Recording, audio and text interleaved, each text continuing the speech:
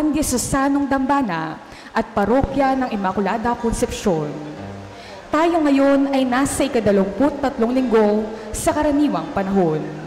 Ipinagdiriwang din natin ngayon ang kapistahan ng pagsilang ng Mahal na Birheng Maria at ang ika-117 taong anibersaryo ng pagkakatatag ng Parokya ng Immaculada Concepcion.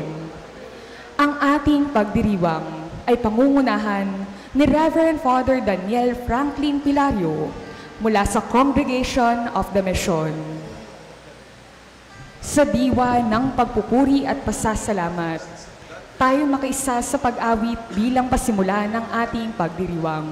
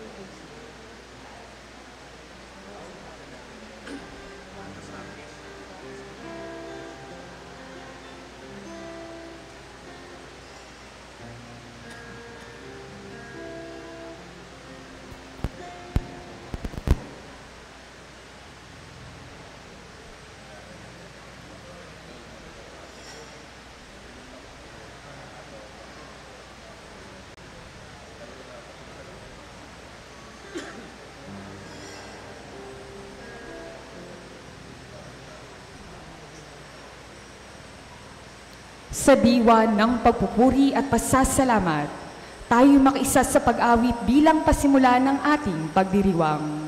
Magsitayo ang lahat. Amen.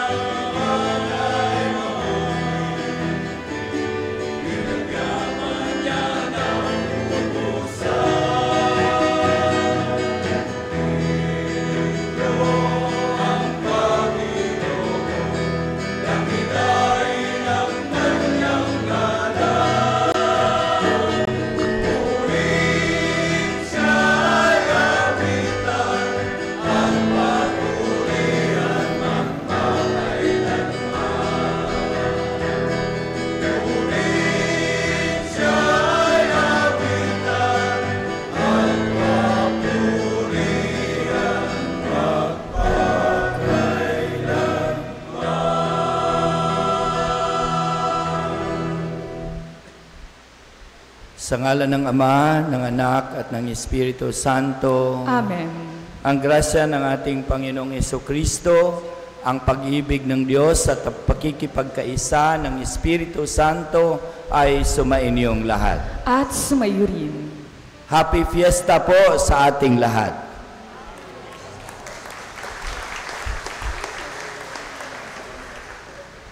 Maganda sigurong batiin niyo yung mga katabi ninyo yung Happy Fiesta. Ayan.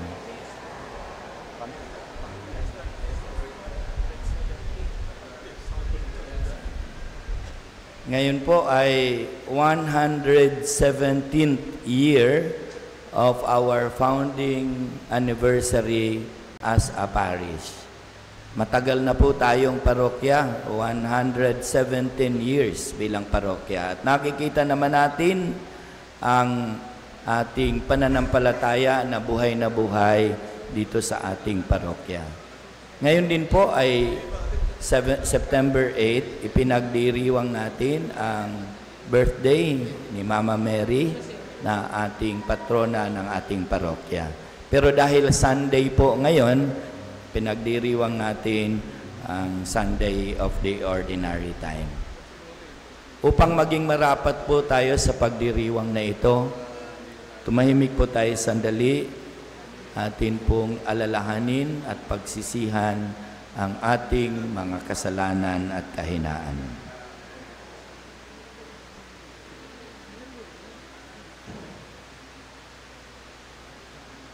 Inaamin ko sa makapangyarihang Diyos at sa inyo mga kapatid na lubha akong nagkasala sa isip, sa salita at sa gawa at sa aking pagkukulang. Kaya'y sinasamo ko sa mahal na Birheng Maria, sa lahat ng mga anghel at mga banal, at sa inyo mga kapatid na ako'y panalangin sa Panginoong ating Diyos. Kaawantay na makapangyarihang Diyos, patawarin sa ating mga kasalanan at patnubayan tayo sa buhay na walang hanggan. Amen.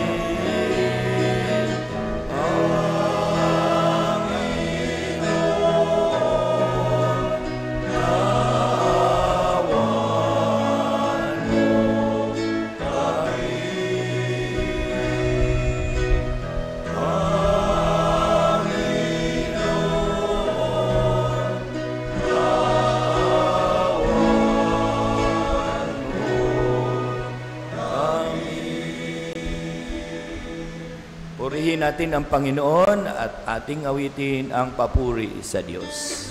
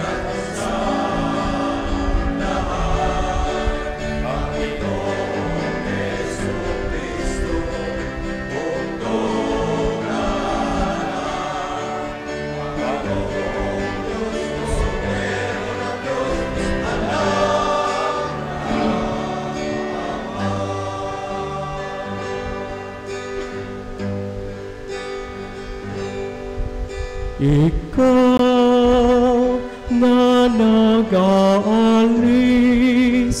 ng mga kasalanan ng sanlibutan.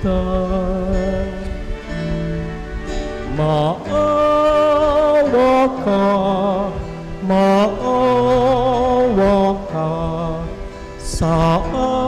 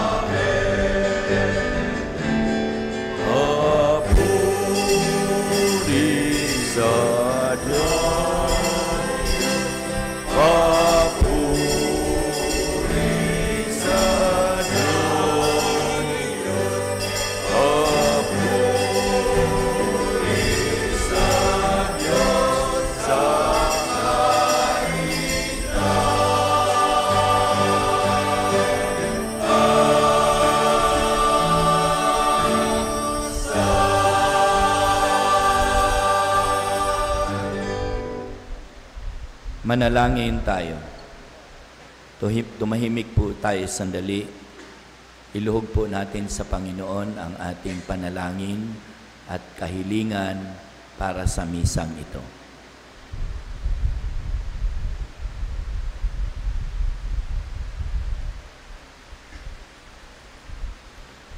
Ama naming makapangyarihan, kaming mga tinubos mo at kinupkop ay tunghayan mo ngayon sa iyong kagandahang loob upang sa pagsampalataya sa anak mong si Kristo makamtan ang kalayaan at pamana sa piling mo.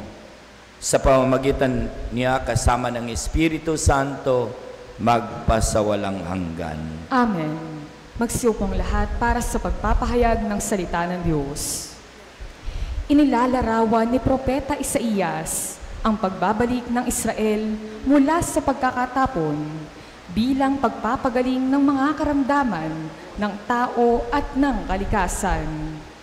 Diyos ang may akda ng bawat pagliligtas.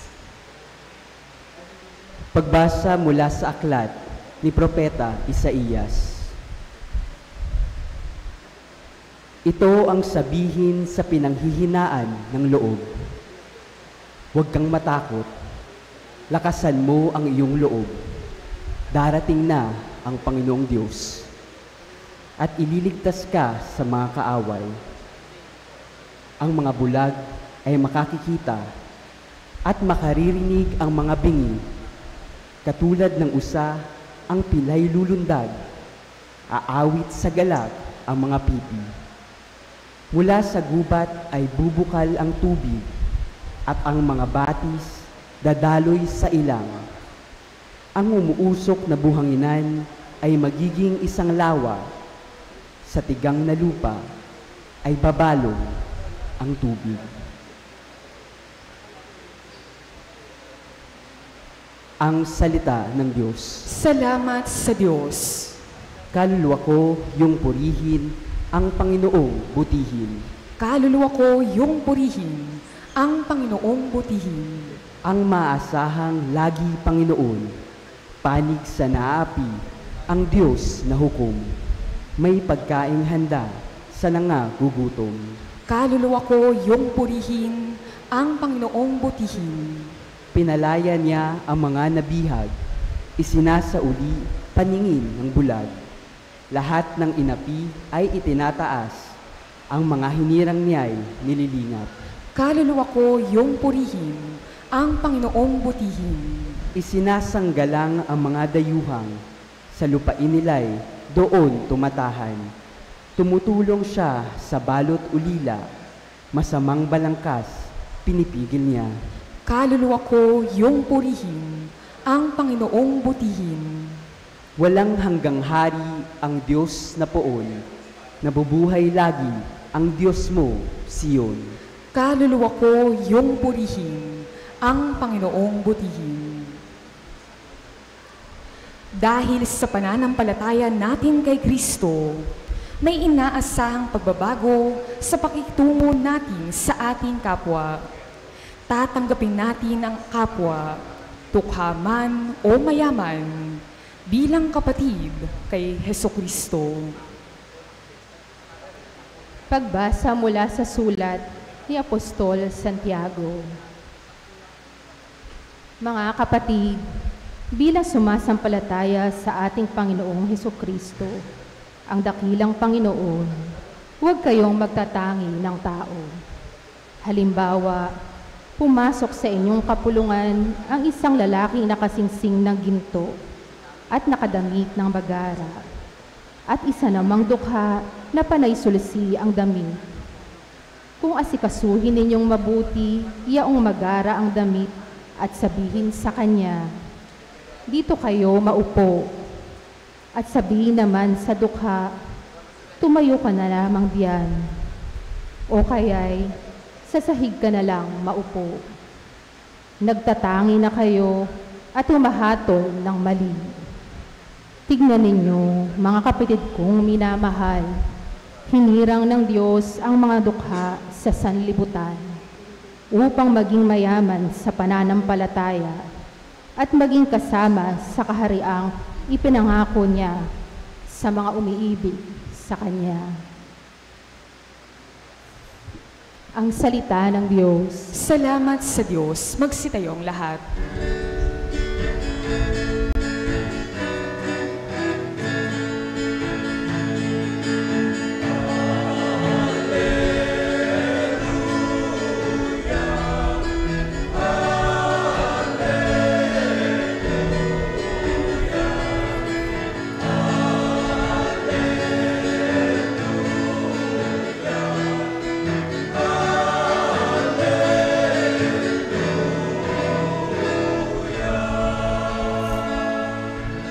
Ipinangaral ni Jesus ang paghahari ng Diyos, sakit ay kanyang ginamot.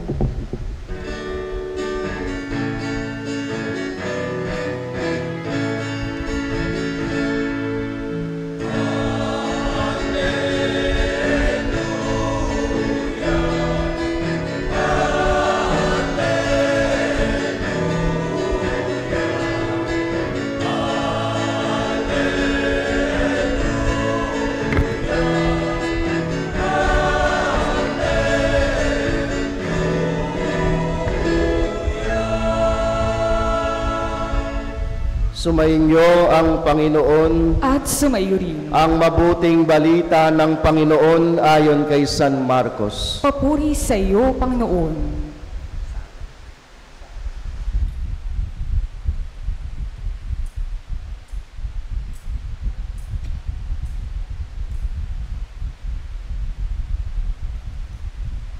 Noong panahong iyon, pagbabalik ni Jesus mula sa lupain ng Tiro, dumaan siya sa Sidon at nagtuloy sa lawa ng Galilea, matapos tahakin ang lupain ng Decapolis. Dinala sa kanya ang isang lalaking bingi at utal, at ipinamanhik nila na ipatong sa taong ito ang kanyang kamay. Inilayo muna siya ni Jesus sa karamihan at isinuot ang kanyang mga daliri sa mga tainga nito. Pagkatapos, lumura at hinipo ang dila nito. Tumingala si Jesus sa langit at nagbuntong hininga at sinabi sa tao, Ephata, ibig sabihin mabuksan, at nakarinig na ito na wala ang pagkautal at nakapagsalita na ng malinaw. Sinabi ni Jesus sa mga tao na huwag ibalita ito kanino man, ngunit kung kailan sila pinagbabawalan, ay lalo naman nilang ipinamamalita ito.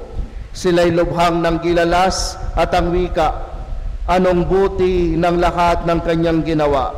Nakaririnig na ang bingi at nakapagsasalita ang pipi. Mga ginigiliw kong mga kapatid, ang mabuting balita ng Panginoon. Pinupuri ka namin, Panginoong Jesucristo.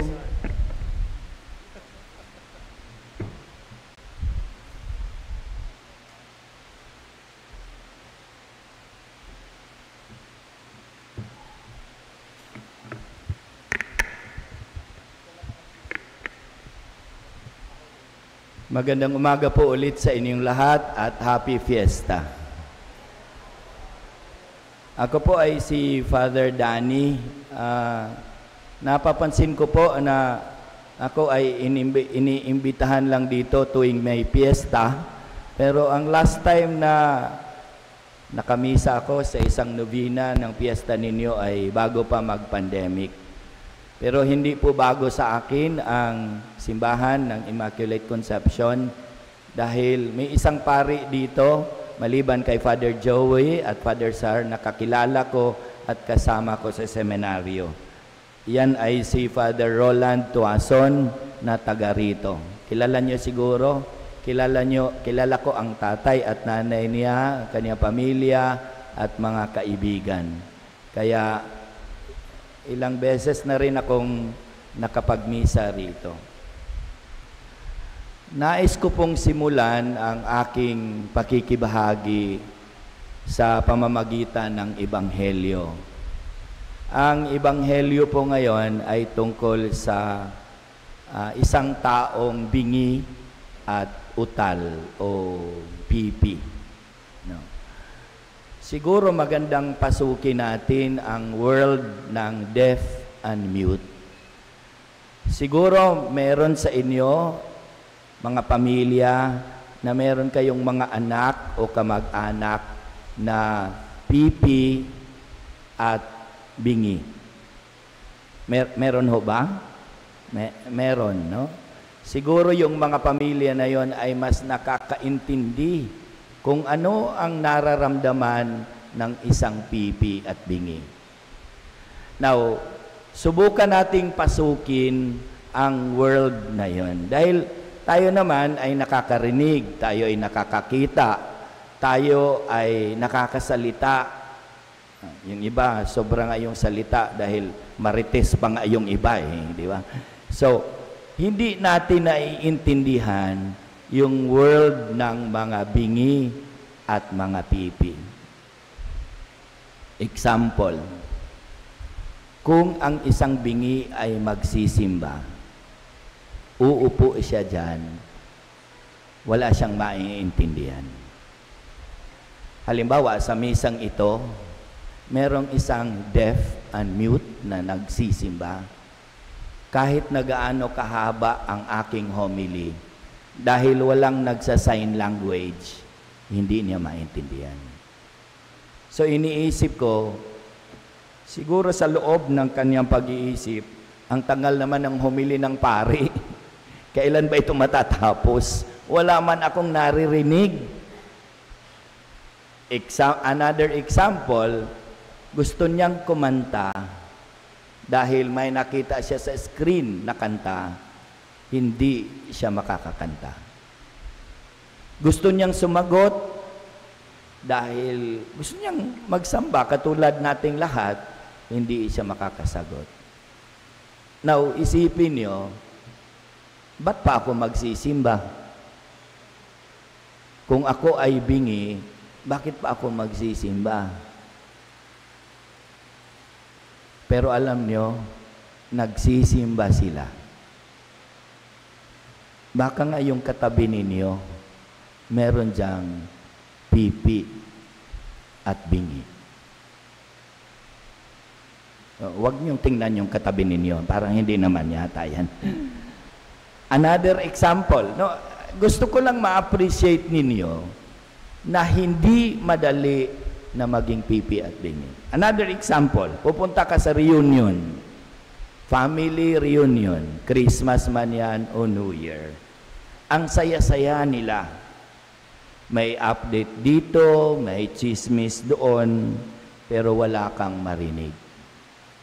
Mabuti na lang kung ang isa sa mga kasama mo ay magsasign sa iyo na ganito, ganon. Pero kalimitan, nakakalimutan ka na nila at nasa isang tabi ka. Ang question ng isang bingi, bakit pa ako attend sa party? Nasa isang tabi lang din naman pala ako. Third example, mag-aaral ka, pero bingi ka. Mababasa mo yung lesson, pero hindi mo maririnig yung discussion. Di ka makakasali kahit sa project na gusto mong sumali. Matalino ka, marami kang alam, pero hindi mo mai-express sa classmates mo. Pag ako yung bingi, ang tatanong ko, bakit ako papasok? Merong isang way na makapasok ang deaf-mute sa world ng hearing people through lip reading. So, dahil sanay na sila, nakikita nila, ikaw hindi ka marunong mag-sign language, nagsasalita ka, naiintindihan ka nila. Pero mahirap yon sa isang bingi. Imagine niya, isang klase, lahat nagsasalita, ikaw ay nagli-lip reading, tinitingnan mo ang bawat bibig. Maiintindihan mo ba sila? Hindi. Ingay lang ang maiintindihan mo. I just want you to appreciate the difficult world of a deaf-mute person. Gusto kong ma-appreciate ninyo na yung mga pipi at bingi na nasa mga pamilya ninyo, nahihirapan po yan, at kung minsan, hindi tayo sensitive sa kanila. Alam niyo po, may isang survey ng mga pipi at bingi. Tinatanong sila kung ano yung nararamdaman nila. Ito yung sinasabi doon sa survey na yon. Sabi nila, we are lonely. We are out of place. We are frustrated and we are tired. Sabi nila, dahil po kami ay namamarginalize.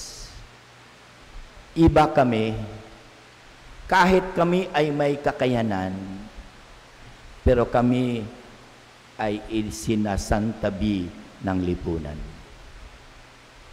Kaya nga, yung pipi sa Ebanghelyo ngayon, sa laki ng tuwa niya noong dumating si Jesus. The gospel today speaks of a deaf-mute in front of Jesus. Anong ginawa ni Jesus doon sa pipi? 4 na bagay ang sinabi ng Ebanghelyo. Una, ang kaniyang mga kaibigan, hindi siya kinalimutan, dinala siya kay Jesus. Ikalawa, Jesus took him out to a place away from the crowd. Sabi ni Jesus sa likha, lumayo muna tayo dyan dahil ang iingay ng mga yan. Sabi niya, wala po akong narinig pero ang iingay po nila. Kasi lahat nga nagsasalita, binabasa niya lahat, nalilito siya kung sino ang iintindihin niyang una. Ikatlo, Jesus touched him. Jesus touched him. Hinipo ni Jesus ang kanyang tenga at ang kanyang dila. At pang-apat, sinabi ni Jesus, be open. Mabuksan ang iyong dila at ang iyong tenga. Alam niyo po, ang iniisip ko ngayon, hindi lang yung pipi at bingi. Yun yung experience sa gospel. Pero alam niyo, ang iniisip ko ngayon, ang daming tao na minamarginalize, isinantabi ng lipunan.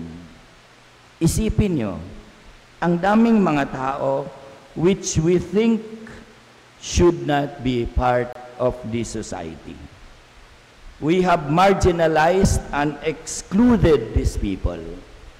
Hindi lang deaf and mute. Lahat ng PWD.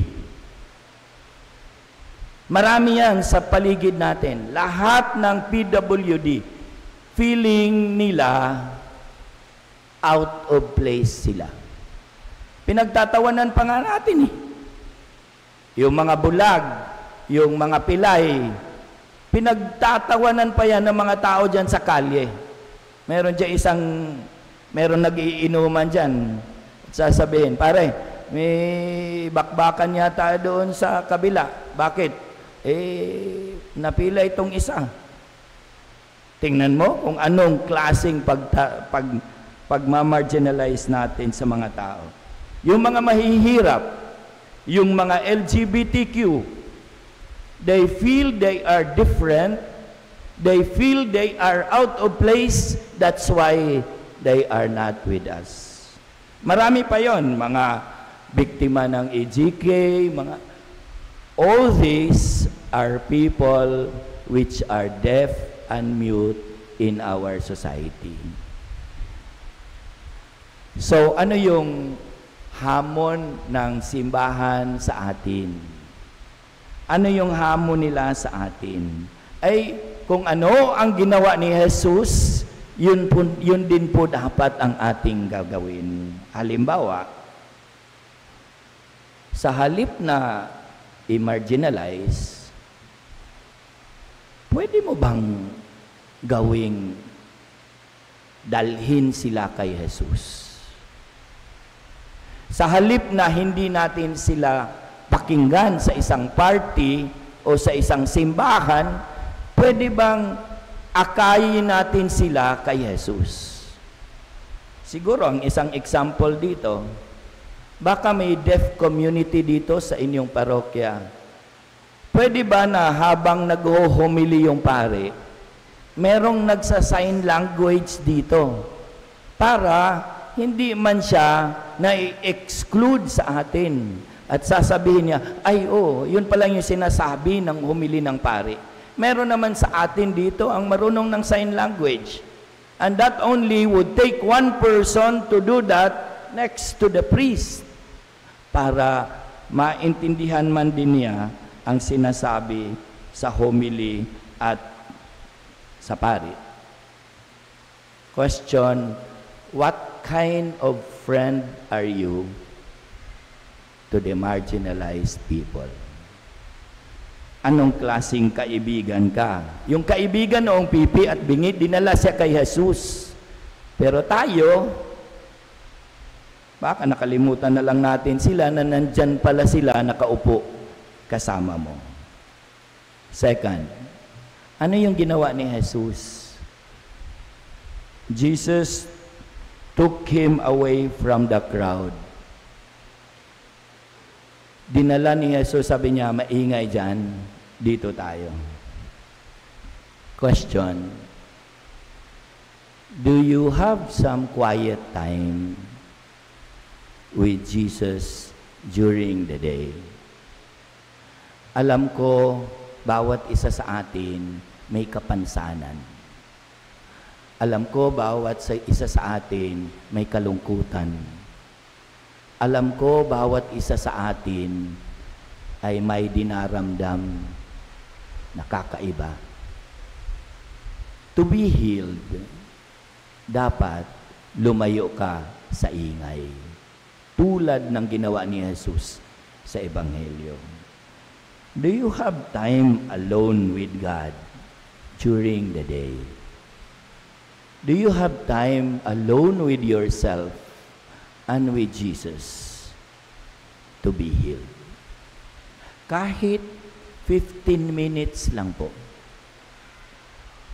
Kahit 10 minutes nga lang eh. Just to be yourself. Ikatlo, Jesus touched him. Hinipo ni Jesus.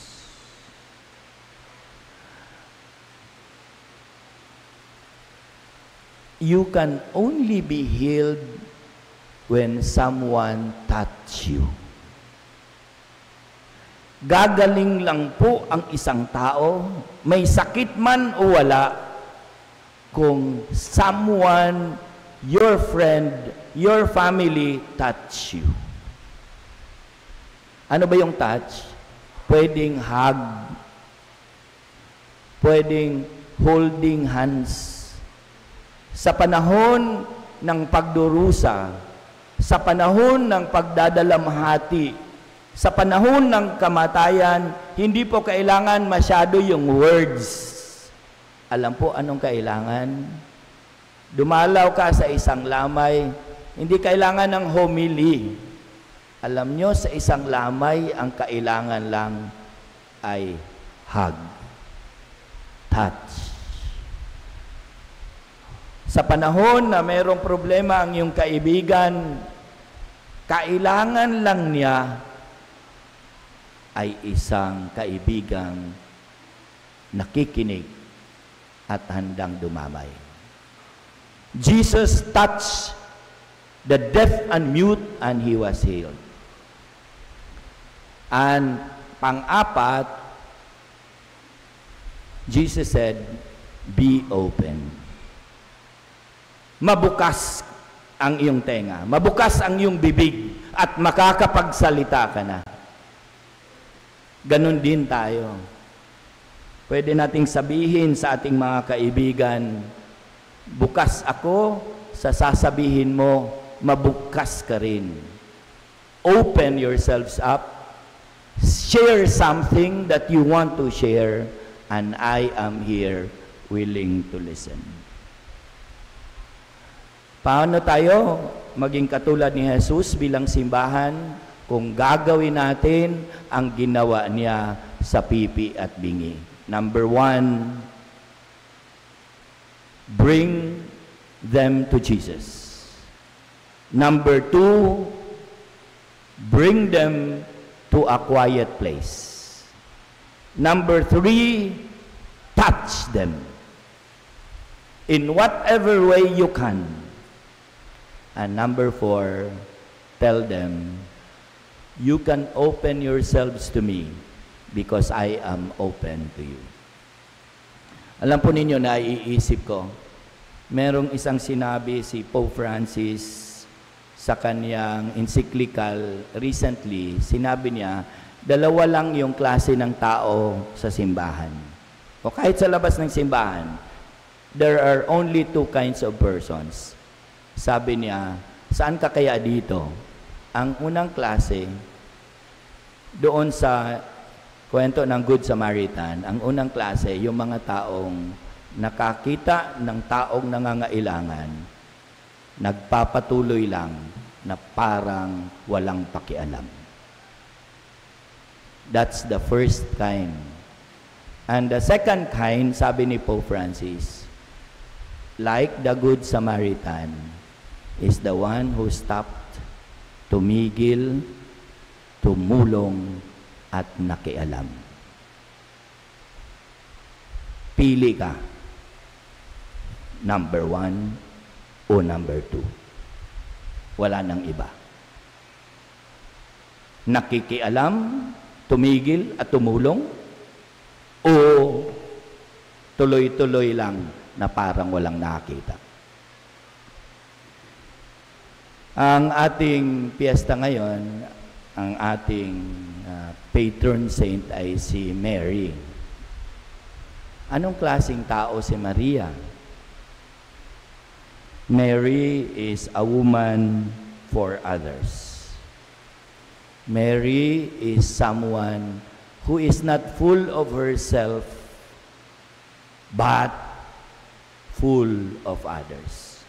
I-imagine niyo sa buhay niya, kasasabi lang ng anghel sa kanya, ikaw ay magiging ina ng Diyos. Alam mo anong ginawa niya pagkatapos noon? Hindi lumaki yung ulo niya, hindi, ay, thank you Lord, hindi, praise the Lord. Ngayon, naanay ako ng Diyos. Hindi.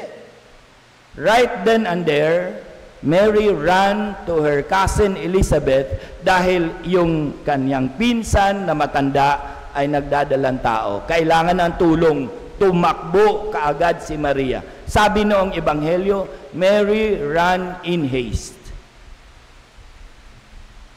Iniisip ko, pag tayo pa yon, ay talagang ganda-ganda tayo, di ba?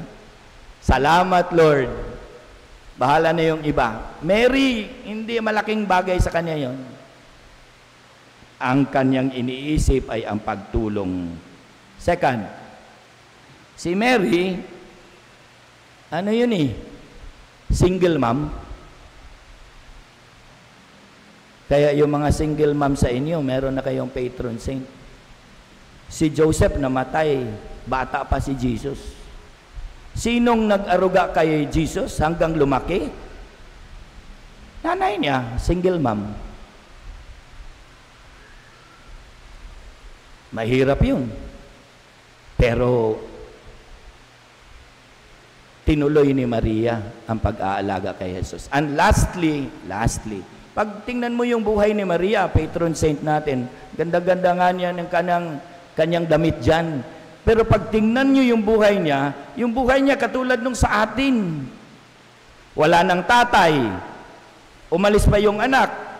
Ikinulong pa, ipinako pa sa krus. Pero nasaan siya? Si Maria ay hanggang sa dulo ng buhay ng kanyang anak ay nakatayo sa krus ng nanay niya, ng anak niya. Nakikita natin that Mary's life is in fact a life offered for others. Balik tayo kay Pope Francis. There are two kinds of people. Those who stopped and helped, and those who did not see and continue anyway. Saan ka? Doon. Kung nagsisimula tayo sa mga taong namamarginalize katulad ng tugon natin sa mga taong nangangailangan ng ating tulong sa ngayon.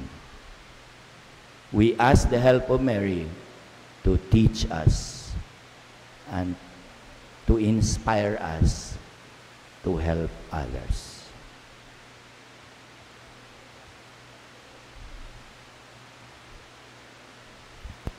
Magsitayong lahat. Sumasampalataya ako sa Diyos amang makapangyarihan sa lahat, na may gawa ng langit at lupa. Sumasampalataya ako kay Jesucristong iisang anak ng Diyos, Panginoon nating lahat. Nagkatawang tao siya lalang ng Espiritu Santo. Ipinanganak ni Santa Mariang Birhen. Pinagpakasakit ni Poncio Pilato. Pinako sa krus, namatay, inilibing. Nanaog sa kinaroroonan ng mga yumao. Na may 3 araw na buhay na mag-uli. Umakyat sa langit, naluluklok sa kanan ng Diyos amang makapangyarihan sa lahat. Doon nagmumulang paririto at hukom sa nabubuhay at namamatay na tao. Sumasampalataya naman ako sa Diyos Espiritu Santo, sa banal na simbahang Katolika, sa kasamahan ng mga banal, sa patawaran ng mga kasalanan, sa pagkabuhay na muli ng namatay na tao, at sa buhay na walang hanggan. Amen. Humiling tayo ng kagalingan sa nagpapagaling na kamay ng Diyos. Buksan nawa niya ang ating puso at isipan upang sa ating paggaling magsilbi rin tayong kagalingan para sa ating kapwa, lalong-lalo na sa mga nangangailangan. Atin pong itutugon, Ama namin, hilumin mo kami. Ama namin, hilumin mo kami. Magsilbi nawang kasangkapan ng pagpapagaling ang mga pinuno ng ating simbahan sa pamamagitan ng mabubuting gawang nakakapagpamulat sa pagkabulag ng mundo. Manalangin tayo. Ama namin, hilumin mo kami. Buksan nawa ng mga pinuno ng ating pamahalaan ang kanilang puso't isipan upang mabigyang pansin ang mga mahihirap, gayon din ang panaghoy ng kalikasan. Manalangin tayo. Ama namin, hilumin mo kami. Maging bukas nawa ang mga puso ng bawat Kristiyano na lumapit sa Diyos sa pamamagitan ng sakramento ng kumpisal upang makasumpong ng paggaling at kapatawaran. Manalangin tayo. Ama namin, hilumin mo kami. Salubungin nawa ng mga anghel at lahat ng mga banal ang mga kapatid nating yumao sa kaharian ng Diyos. Manalangin tayo. Ama namin, hilumin mo kami. Sa ilang sandali ng katahimikan, itaas natin sa Diyos ang ating pansariling kahilingan, gayon din ang mga taong lubos na nangangailangan ng ating panalangin.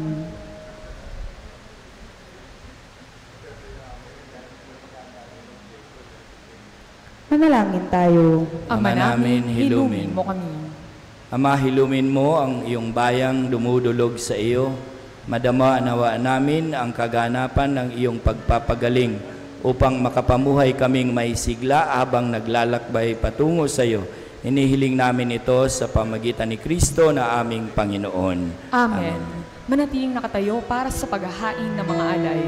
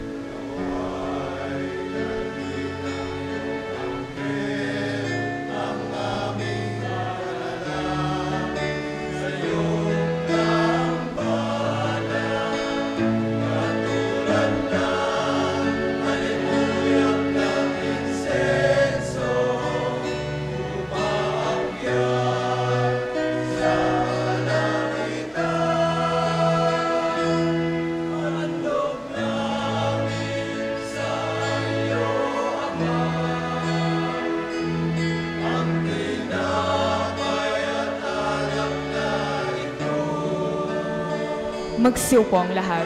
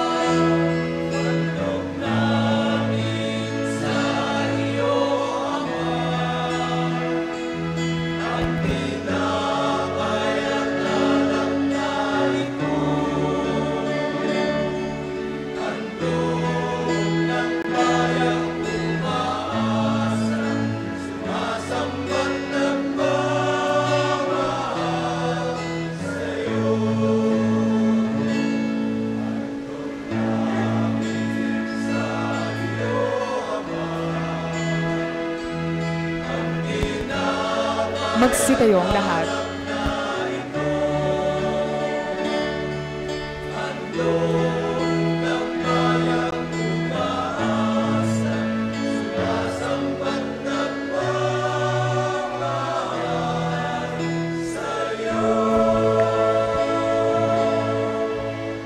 Manalangin kayo mga kaibigan upang itong ating paghahain ay maging kalugod-lugod sa Diyos Amang makapangyarihan.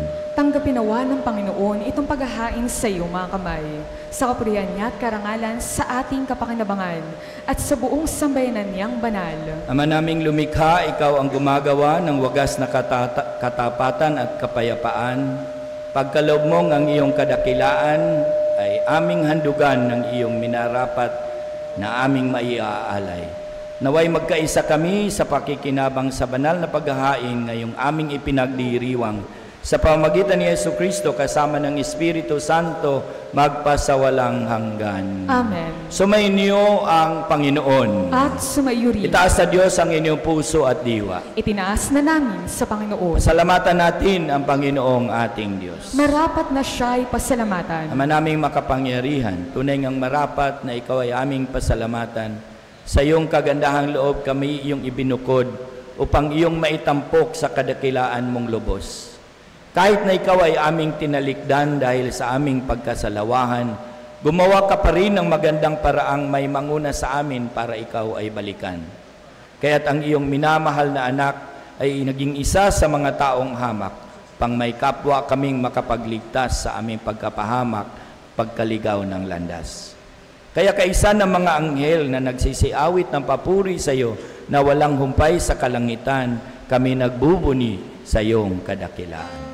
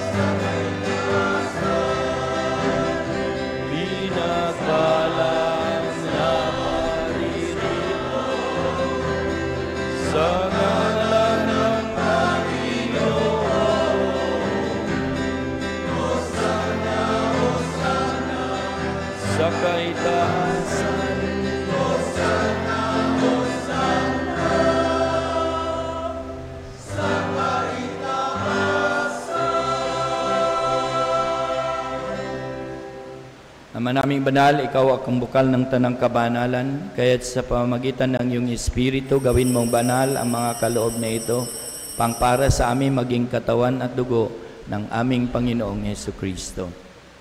Bago niya pinagtiis ang kusang loob na maging handog, hinawakan niya ang tinapay, pinasalamatan kaniya, pinaghati-hati niya yon. Niabot sa kanyang mga alagad at sinabi, tanggapin ninyong lahat ito at kanin. Ito ang aking katawan na iahandog para sa inyo.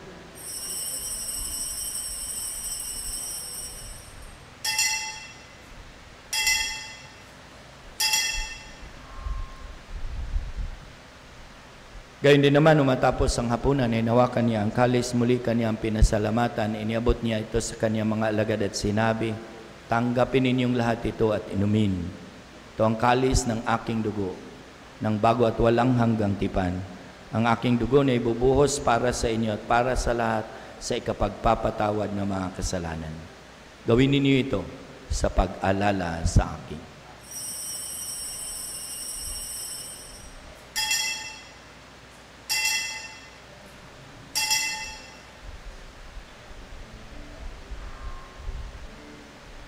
Ipagbuni natin ang misteryo ng ating pananampalataya.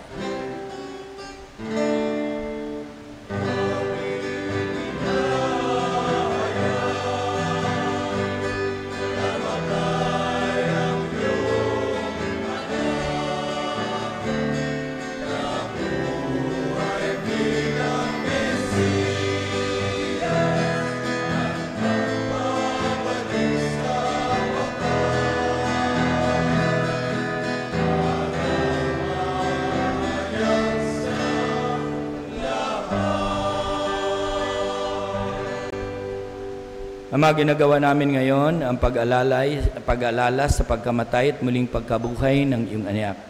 Kaya't inialay namin sa iyong tinapay na nagbibigay buhay, tangkalis na nagkakaloob ng kaligtasan.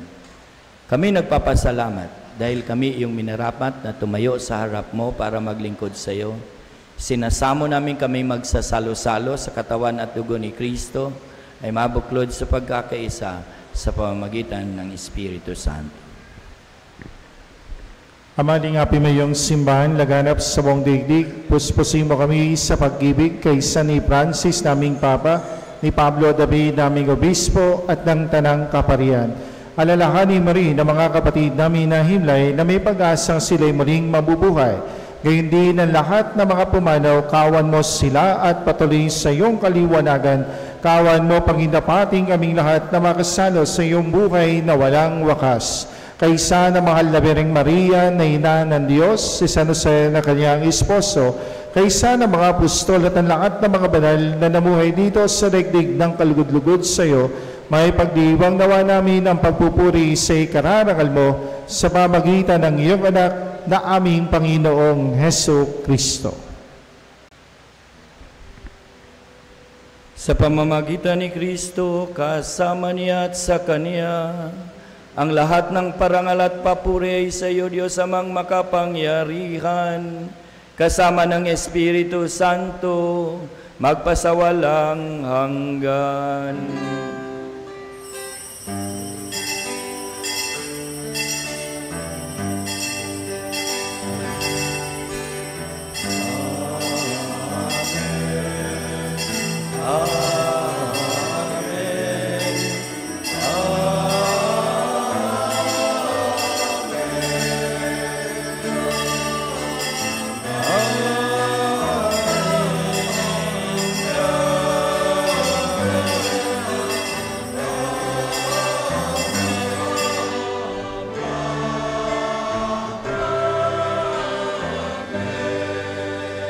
Sa tagubilin ng mga nakagagaling na utos sa turo ni Jesus na Panginoon natin at Diyos, ipahayag natin ng lakas loob.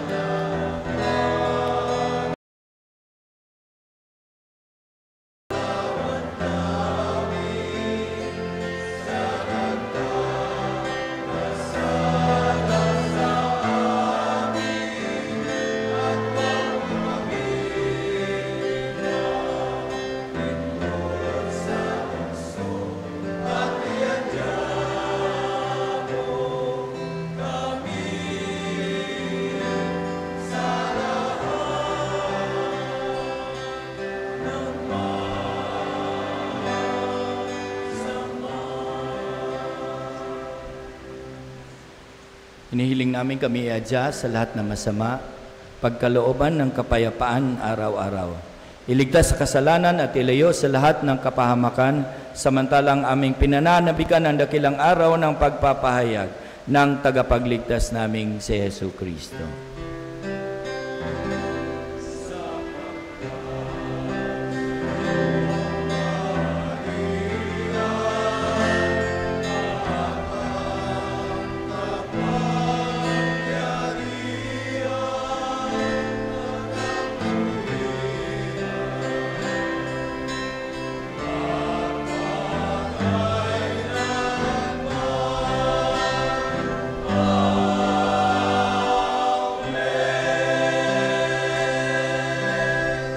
Panginoong Jesucristo, sinabi mo sa iyong mga apostol, kapayapaan ang iniiwan ko sa inyo, ang aking kapayapaan ang ibinibigay ko sa inyo. Tunghayan mo ang aming pananampalataya at huwag ang aming mga pagkakasala. Pagkalooban mo kami ng kapayapaan at pagkakaisa yun sa iyong kalooban, kasama ng Espiritu Santo, magpasawalang hanggan. Amen. Ang kapayapaan ng Panginoon ay laging sumainyo. At sumayo rin. Magbigayan po tayo ng kapayapaan ni Kristo sa isa't isa. Peace be with you.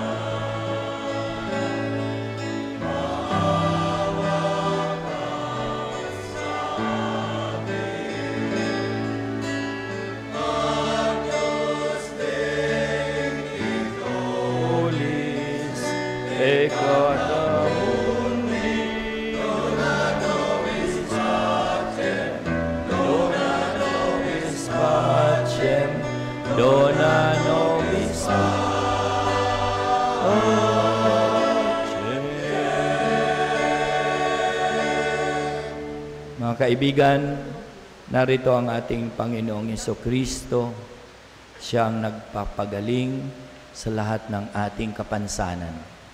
Siya ang kordero ng Diyos na nag-aalis ng mga kasalanan ng sanlibutan. Mapalad tayong inanyayahan sa Kanyang piging. Panginoon, hindi ako karapat-dapat na magpatuloy sa iyo. Ngunit sa isang salita mo lamang ay gagaling na ako.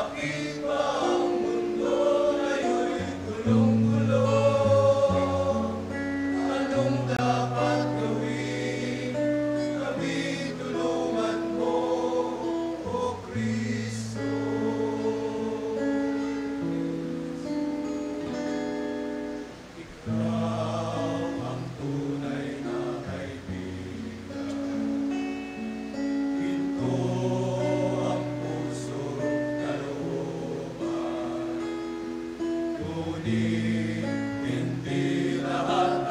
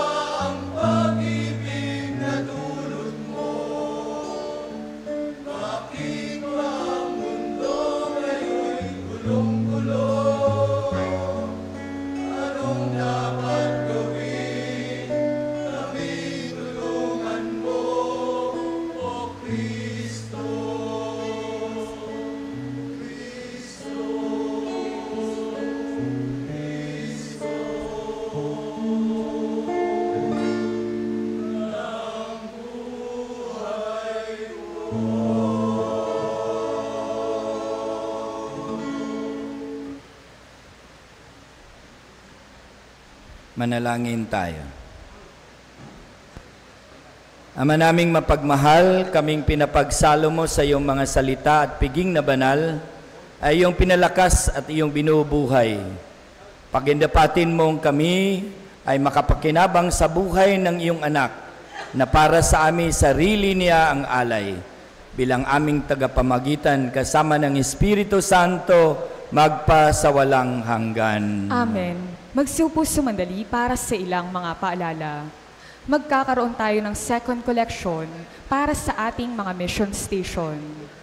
Para sa lahat ng may nais magkaroon ng official photo frame at replica image ng ating patrona Immaculada Concepcion at official souvenir t-shirt at Nobina booklet, ito ay available at inyong mabibili sa opisina ng ating simbahan. Ngayong September 8, ang ika-23 linggo sa karaniwang panahon, ang oras ng misa na alay sa kaarawan ng mahal na Birheng Maria at sa ika-117 taong anibersaryo ng pagkakatatag bilang parokya ng Immaculada Concepcion ay sa ganap na ika-12 ng tanghali. Kaugnay nito kayo ay aming inaanyayahan sa gaganapin na prosesyon bilang pagpaparangal sa pagsilang ni Birheng Maria sa ganap na ika-6 ng gabi. Aming hinihikayat ang lahat na maghandog o mag-offer ng cake sa oras ng ating misa o kaya dalhin sa opisina ng parokya upang ating maipamahagi sa mga kabataan, BEC at PWD ng ating parokya. Maraming salamat po. Ngayon ay tinatawagan natin ang ating rektor at kura paroko, Reverend Father Joey Enriquez, para sa pasasalamat.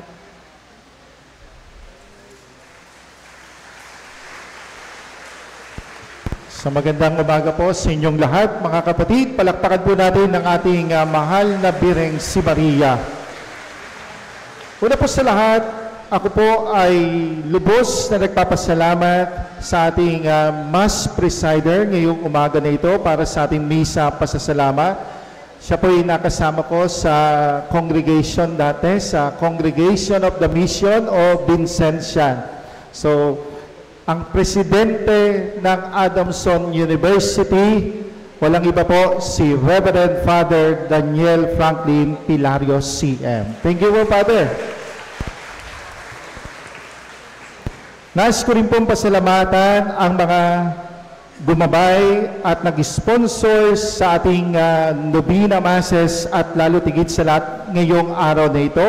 Ito po ay sina Jack and Rhoda Fernandez, Rosie Papa, Erlinda Tiangco, Flery Marcelo, Alfredo Tablante, Teresa Anifloni, Godfrey Marketing, and Brother Romy and Valerie Palma, Barangay Captain Michael Eng and Nina Santiago, Ramon and Gerly Garcia, Minerva Cruz, Joe Gregorio, Rick De Vera, Carmen Laureano, Honorable Mayor Jeannie Sandoval, and former Congressman Ricky Sandoval.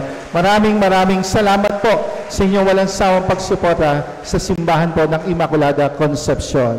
At nais ko rin pong pasalamatan ang ating mga benefactors ng ating simbahan. Ito po sina Doktora Zenaida Gonzales, Sister Chito Campo, Lucas Family, ang Rupina Patis, Brother Rexy and Sister Edita Faustino. Maraming salamat din po sa inyong lahat.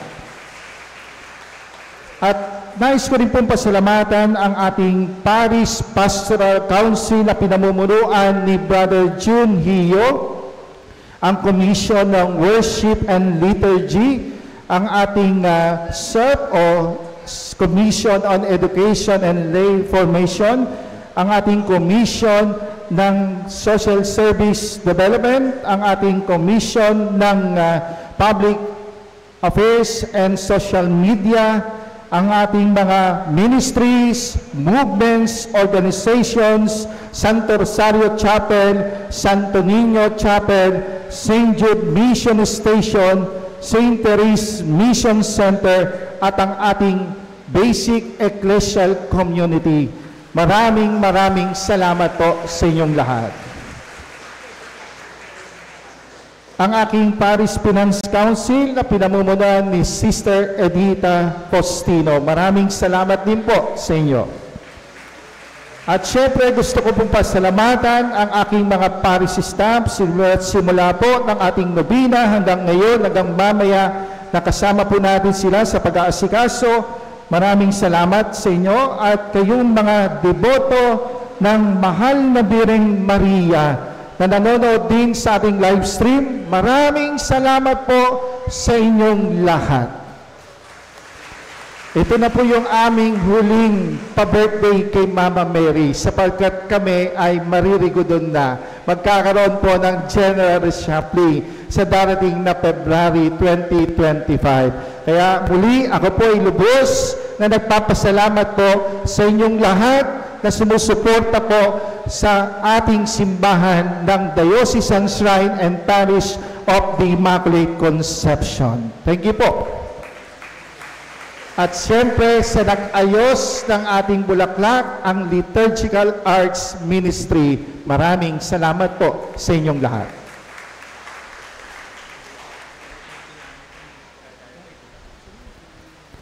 Magsitayo ang lahat.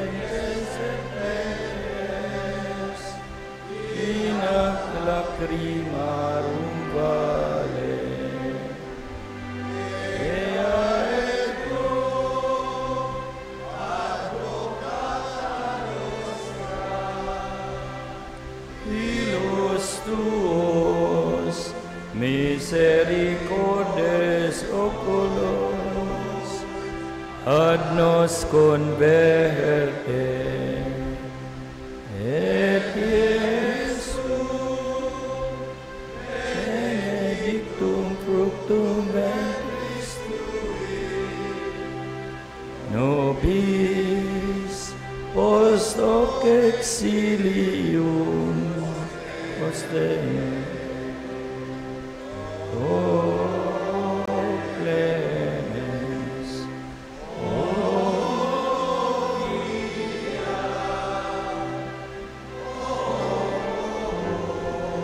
oh, dulcis Virgo Maria.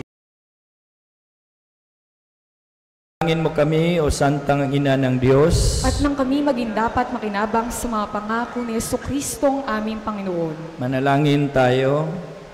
O Panginoon, isinasamo namin sa iyo na kaming mga lingkod mo ay magtamasa ng kagalingan ng kaluluwa at katawan.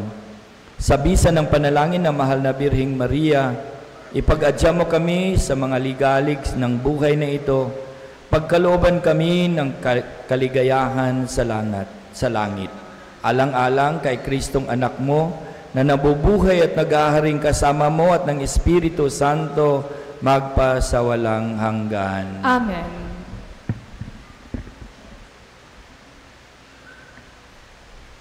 Sumainyo ang Panginoon. At sumaiyo rin. Magsiyuko kayo, igawad ang pagbabasbas.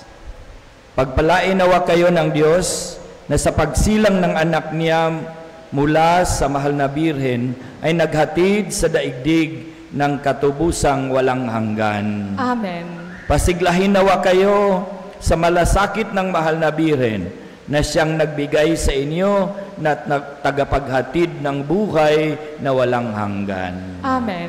Puspusin nawa ng kagalakan ng Espiritu Santo ang mga nagdiriwang sa pagpaparangal sa mahal na Birheng Maria, upang sa ganitong diwa kayo ay sumapit sa kalangitan na siyang tahanan ng tanan, magpasawalang hanggan. Amen. At pagpalain kayo at ang inyong mga pamilya ng makapangyarihang Diyos, Ama, Anak at Espiritu Santo.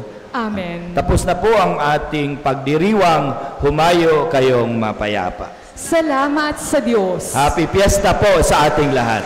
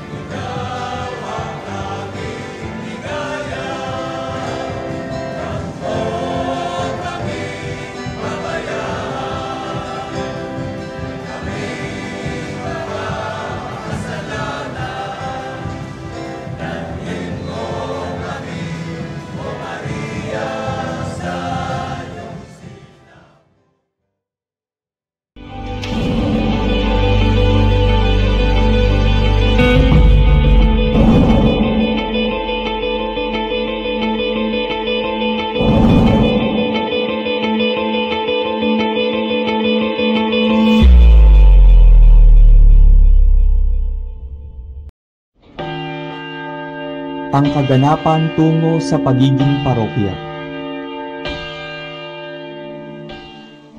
Matapos maibalik sa mga taga-Konsepsyon ang bisita, itinalaga ito bilang isang bagong parokya.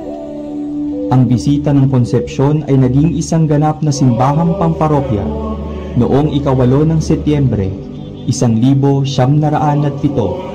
kaarawan ng mahal na Birheng Maria, na pinagtibay ng kanyang lubhang kagalang-galang Jeremias Harty Didi, Arzobispo ng Maynila.